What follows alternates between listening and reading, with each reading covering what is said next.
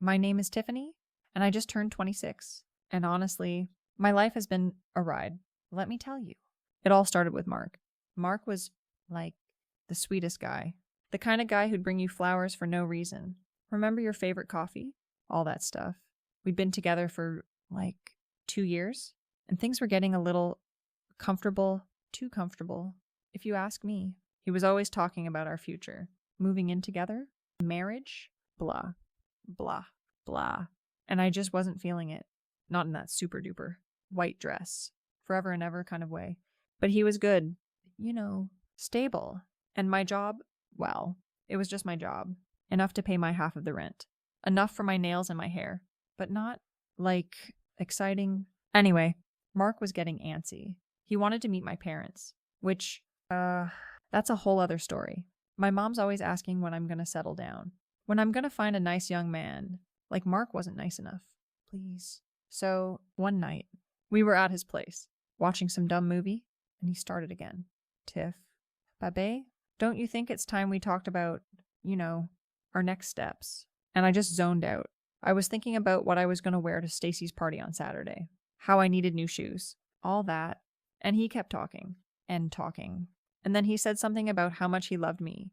And how he wanted to start a family with me. Like, someday. And that's when it hit me. A wild idea just popped into my head. Mark, I said, really slow. I have something to tell you. He stopped talking. Looked at me, all big eyes and worried. That's what I love about him. He always gets so concerned. What is it?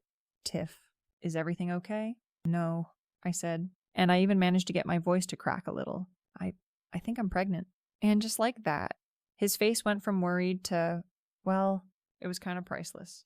It was like he got hit by a bus and won the lottery all at the same time. He was like, oh my God, Tiff, are you serious? When? How? And I just let him ramble. I didn't say anything. I just sat there, looking all emotional and overwhelmed, which wasn't hard, because in my head I was thinking, holy moly, I just said that out loud. What if he believes me? But he did. He totally fell for it. He started talking about baby names and nurseries and how he'd always wanted to be a dad. He even cried a little. Honestly, it was kind of sweet. For a minute, I almost felt bad. Almost. I told him I'd taken a home test, but it was, faint, and that I needed to go to the doctor to be sure. He was like, of course, baby. We'll go together. I just nodded. I figured I'd come up with something later. Maybe I'd say I had a miscarriage, or that the test was wrong. Something, it just bought me time. Time to figure out what I actually wanted, which, let's be real, was mostly just a new pair of boots and a trip to the beach with my girlfriends. So, for the next few weeks, I milked it. Mark was amazing. He was cooking me dinner, bringing me snacks, constantly asking if I needed anything. He even stopped asking about meeting my parents. It was kind of perfect. Honestly, he was so attentive, it was almost like having a personal assistant. And I got to act all delicate and fragile, which, come on, is fun sometimes. My friends, though, they were a different story. I hadn't told them yet. I was still waiting for the right moment. Because once you say something like that, you can't exactly take it back. And Stacy, she's like a total gossip, so I had to be careful. One night, a couple of weeks later, I was out with Sarah. We were just getting some quick food after work, and she was going on about her new guy, who, honestly, sounded kind of boring, but she was all excited. So I pretended to listen, and then she asked, so, how are things with Mark? Still planning that big move. And without even thinking, I just blurted it out. Oh, we're good. Things are interesting. I think I might be pregnant. Sarah's eyes went wide, like saucers. No way. Tiffany, are you serious? Oh my God, this is huge. Why didn't you tell me? And just like that, the lie was out there to someone other than Mark. And you know what? It felt good. The attention, the shock, the excitement. Sarah was instantly all over me, asking a million questions. And I just kept going, spinning this whole elaborate story about how I was so scared, and how Mark was so supportive, and how we were still trying to figure things out. And the best part, she totally believed it. She was like, oh my God, Tiff, you're going to be such a great mom. I just smiled and took another sip of my drink, thinking, yeah, right? Me, a mom. I knew I had to go to a doctor soon. Mark was already making appointments. So I picked a random clinic across town. One he wouldn't know. Figured I could go, get some paperwork, pretend to have a test done, and then just say it was negative. Easy peasy. I even practiced my sad face in the mirror. You know, the one where you look disappointed but also relieved. Perfect. The day of the appointment came, and I went all by myself. Like I told Mark I would have. I filled out the forms, sat in the waiting room, scrolled on my phone, and then the nurse called my name. I went back, and she was like, okay, so you're here for a pregnancy test, right? And I nodded, trying to look as nonchalant as possible. She took my blood, and honestly, I was just planning on leaving after that. But then the doctor came in, and she was like, so we'll have the results in about an hour. You can wait here, or we can call you. I figured waiting would make it look more legitimate to mark you. So I waited, and then the doctor came back, and she had this weird look on her face. Not sad, not happy, just neutral. And she said, Ms. Peterson, we have your results. And you are pregnant? My jaw, I swear, hit the floor. I probably look like a goldfish. What? No, that can't be right. I mean, I just thought, are you sure? She just nodded. The test is positive. Congratulations. Congratulations? My stomach felt like it had dropped to my knees. Pregnant? For real. And then my mind just went into overdrive. Mark. Oh my God. Mark. This changes everything. He's going to be so thrilled. And then, like a lightning bolt, another thought hit me, colder than ice. It wasn't Mark's. It couldn't be. See, a few months back, when Mark and I were, like, on a break, because he was being all clingy and I needed space, I hooked up with someone, just once. A guy from my office, David. He was kind of cute, a little older, and definitely not the settling down type. We'd had a few drinks at an after-work thing, and one thing led to another. It was a one-time deal, nothing serious. We never talked about it again, and I definitely never told Mark, because why would I? It was ancient history, or so I thought. Now, all of a sudden, David's face flashed in my mind, and the timeline, it just clicked. That stupid one-night mistake, and here I was, actually pregnant, and it wasn't Mark's baby. I just sat there, staring at the doctor, my mind racing 1,000,000 miles a minute. What was I going to do? Tell Mark the truth? No way. He'd freak out. He'd leave me. And then I'd be alone. Pregnant, and probably have to move back in with my parents, which was, like, my worst nightmare. My job barely paid enough for my half of the rent now, let alone a baby. The doctor was still talking, giving me pamphlets, asking if I had any questions. I just mumbled something about needing to think. I grabbed the papers and practically ran out of there. I needed to breathe. I needed to figure this out. The drive home was a blur. My hands were shaking so bad I almost swerved into a ditch a couple of times. Pregnant? Actually pregnant. This wasn't a game anymore. This was real, and it was a problem.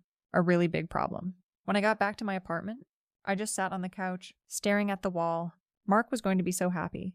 He was going to think it was his. And I was going to let him, because what else could I do? I couldn't tell him the truth. I just couldn't. It would ruin everything. My perfect little setup, where Mark did all the emotional labor and I got to relax and have fun. So I made a decision. A very quick, very firm decision. Mark was the dad.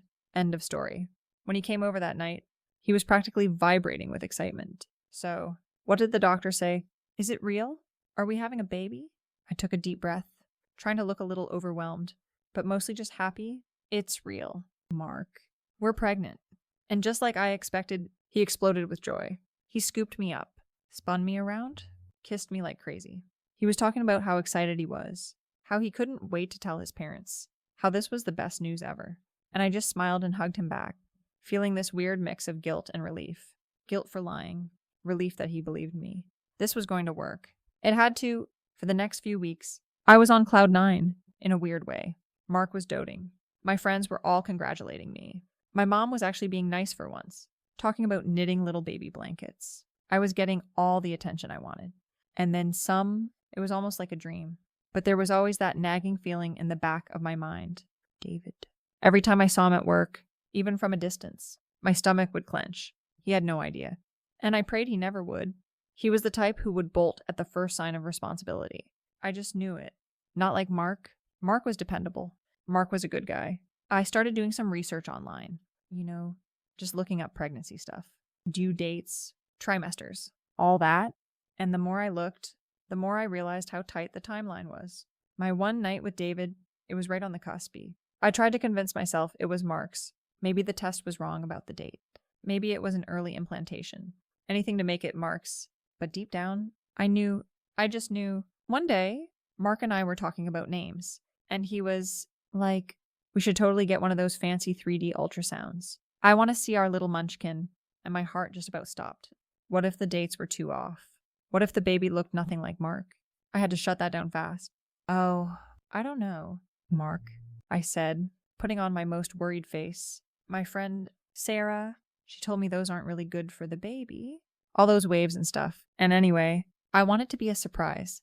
Don't you? He looked a little disappointed, but he just nodded. Okay, babe, whatever you want.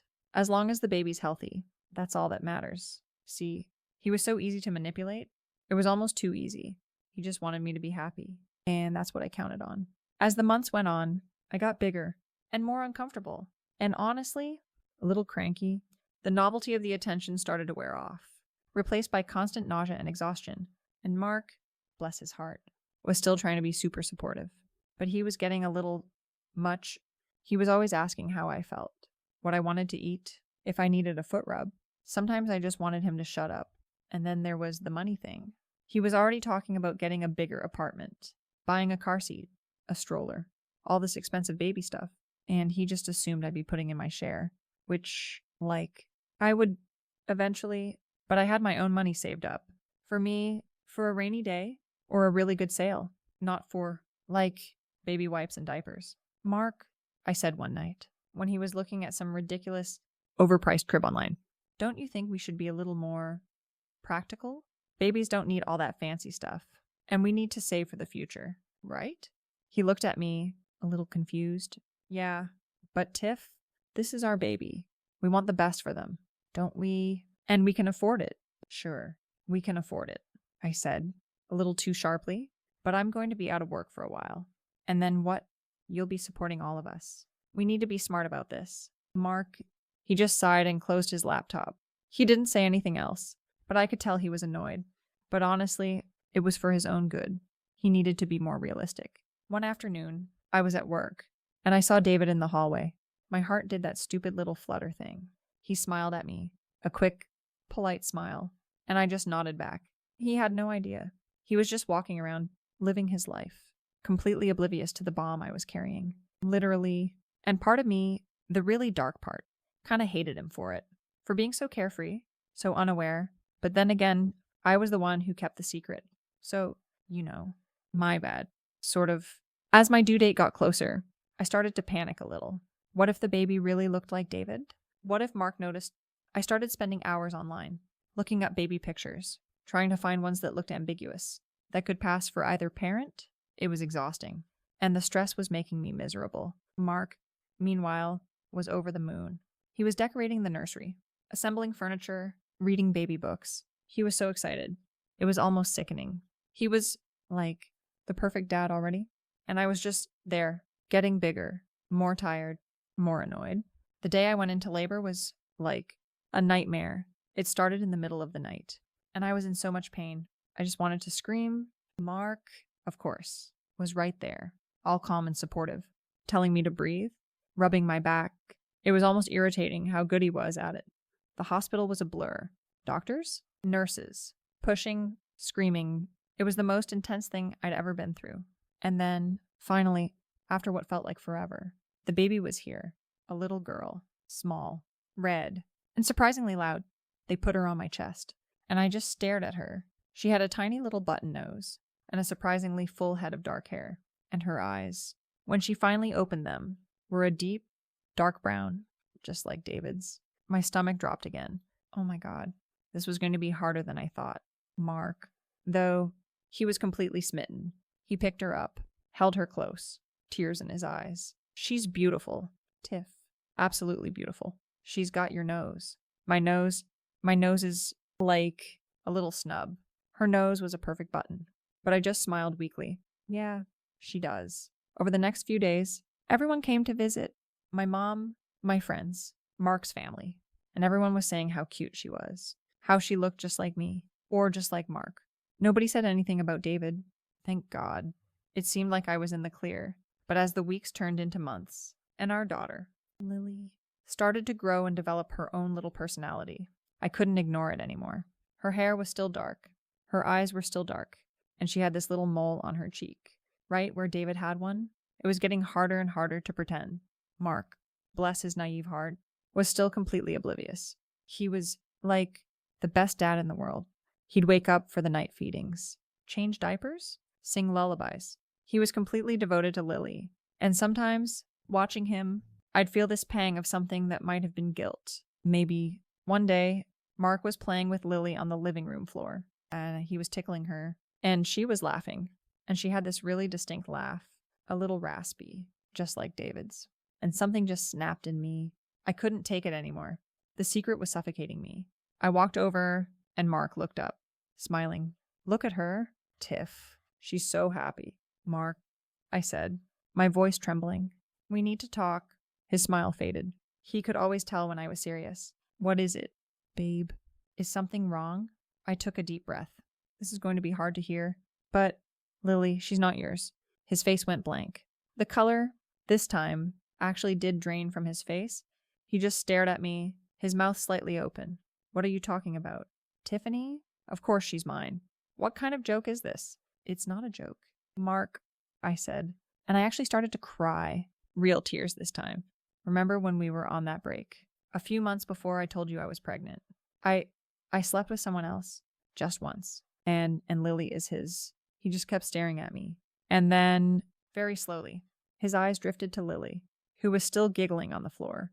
He picked her up, almost mechanically, holding her close, but his gaze was still on me. And then he looked back at me, and his eyes were filled with so much pain, so much betrayal, that for a second, I almost felt it too. You lied to me, he finally whispered, his voice barely audible. All this time, you let me believe this was my daughter. I didn't mean to, I said, trying to sound as convincing as possible.